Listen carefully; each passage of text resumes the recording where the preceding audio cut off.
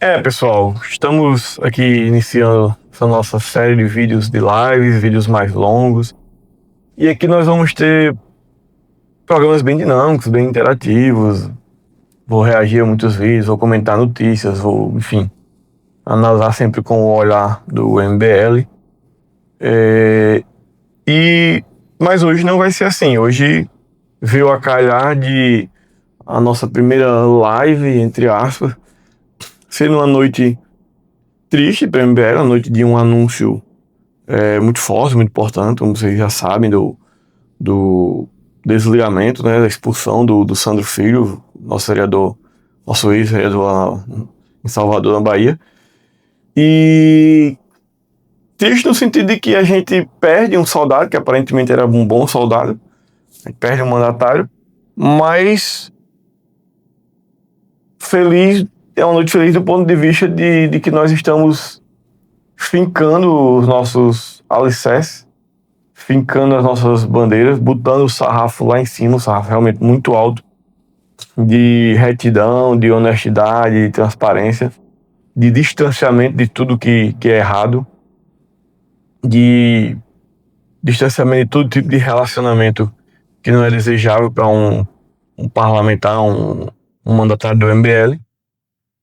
E é isso, vocês já acompanharam o pronunciamento de Renan. Dá para ver assim na voz dele um embargo, uma tristeza. Eu confesso para vocês que eu fiquei sabendo à tarde dos detalhes, dos pormenores. Pradines me contou algumas coisas e, assim, sinceramente, acabou com a minha tarde. Assim. Eu já tinha visto algumas coisas, o pronunciamento do Andrei, que era o chefe de gabinete dele, se desligando lá do sábado pro domingo, e vi as notícias que circularam na segunda-feira sobre a mulher dele ter um possível cargo de 20 mil reais na prefeitura, na Câmara, não sei, que não se confirmou. E aí fiquei sabendo dos detalhes de como foi toda a apuração do que, enfim. E chegamos nesse ponto do anúncio oficial. E, cara,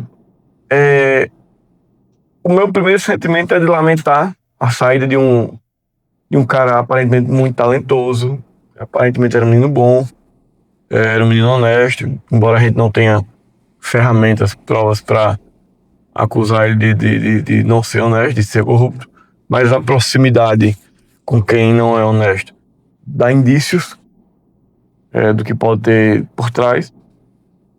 E o meu segundo pensamento, depois de lamentar a saída dele, o meu segundo pensamento automático é no Renan.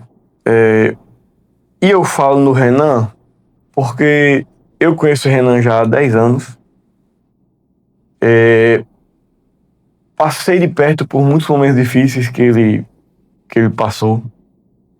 Eu me lembro da fatídica manhã em 2020, quando armaram lá uma emboscada lá na sede do MBL, a Polícia Federal foi lá e pegaram os notebooks lá com aquela acusação ridícula de 400 milhões, não sei o quê.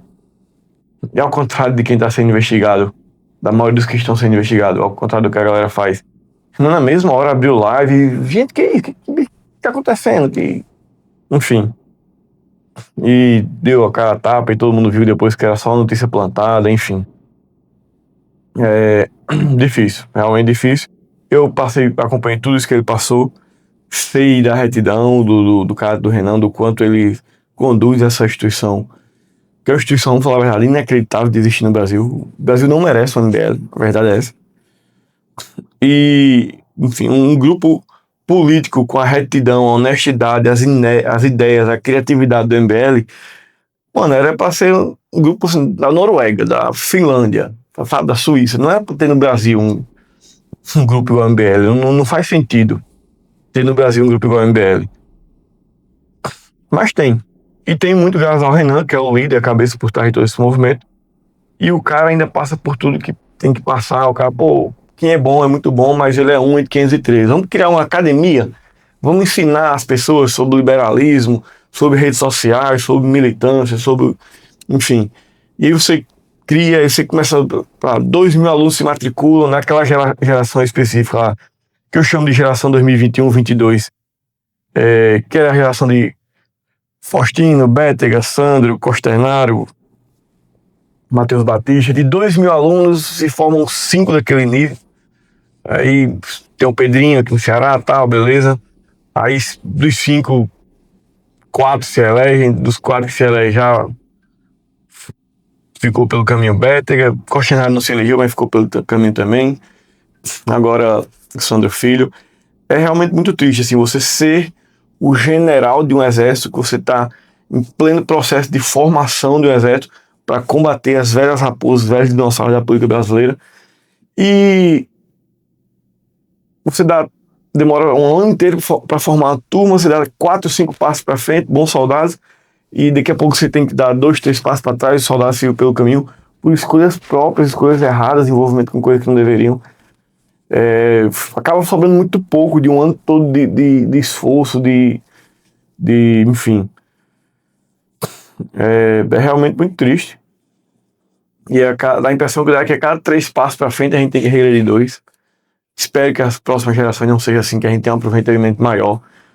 Espero que a gente revele mais pessoas.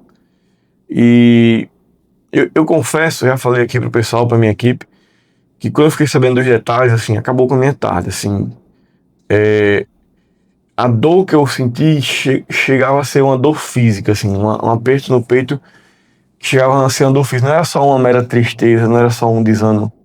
Era algo que doía fisicamente, assim, porque quem acompanha todo o esforço que é para formar esse projeto, essa instituição, e os caras ficando do caminho por bobagem, mano, o cara 19 anos, vem de família muito humilde, primeiro ano de oportunidade ganhando bem e tal, com capacidade de ascender na política local, de se tornar prefeito da capital e depois governador. O cara com meses de mandato já metendo os pés pelas mãos e, cara, é muito triste, assim, quando as pessoas são frágeis para a tentação do dinheiro. É realmente muito triste. E no Renan isso deve doer demais, cara. Isso deve doer demais. Eu tenho algumas experiências nesse sentido também, de quase 10 anos organizando internamente aqui o MBLRN, decepções, pessoas que a gente apostou como candidato e depois se tornaram de esquerda. Cara, é muito triste. Enfim.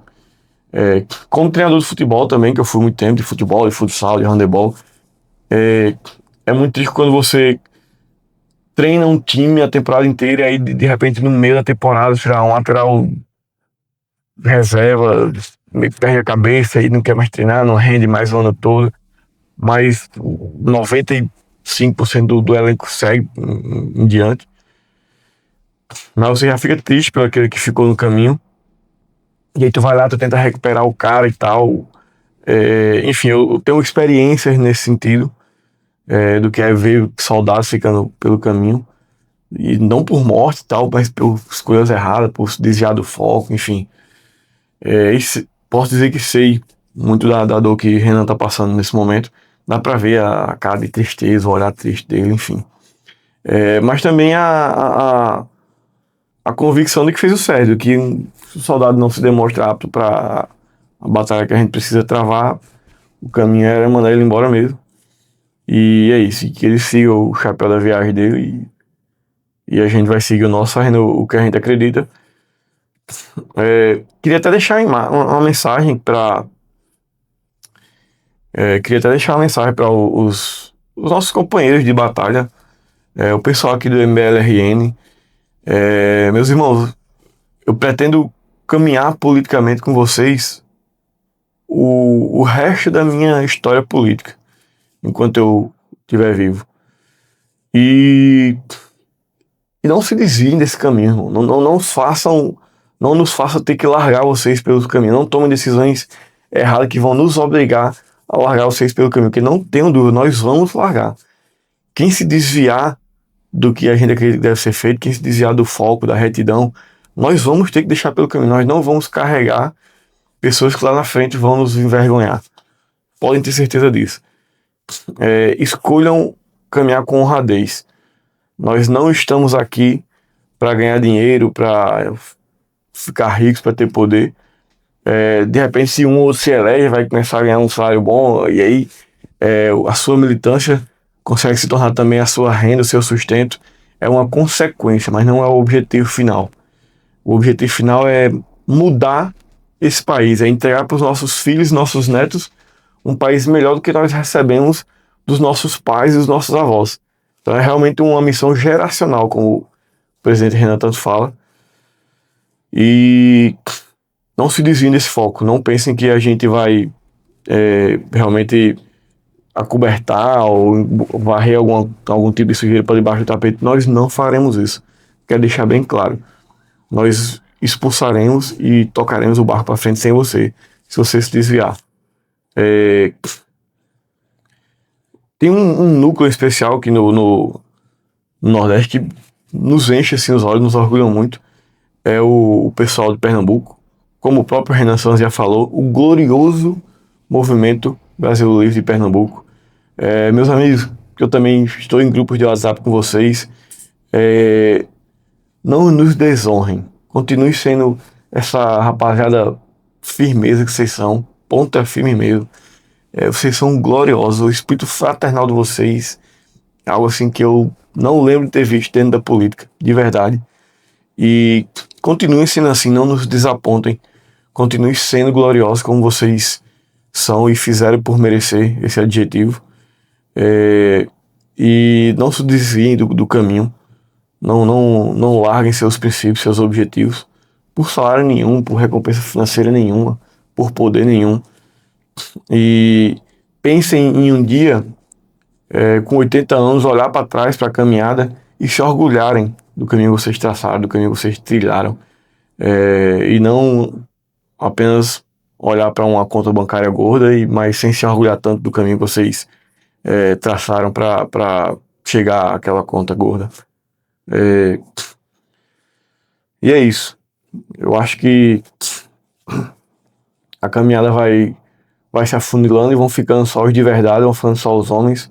Os meninos, os moleques, os ratos vão ficando pelo caminho e a gente vai caminhando com os melhores. O bom de quando sai alguém sujo, ouvindo coisa errada, é que a gente sabe que os melhores vão ficando no barco e o barco está cada vez mais purificado. E é isso, é por aí.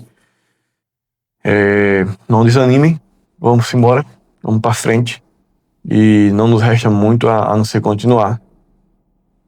Valeu, um abraço, beijo do louro, uou.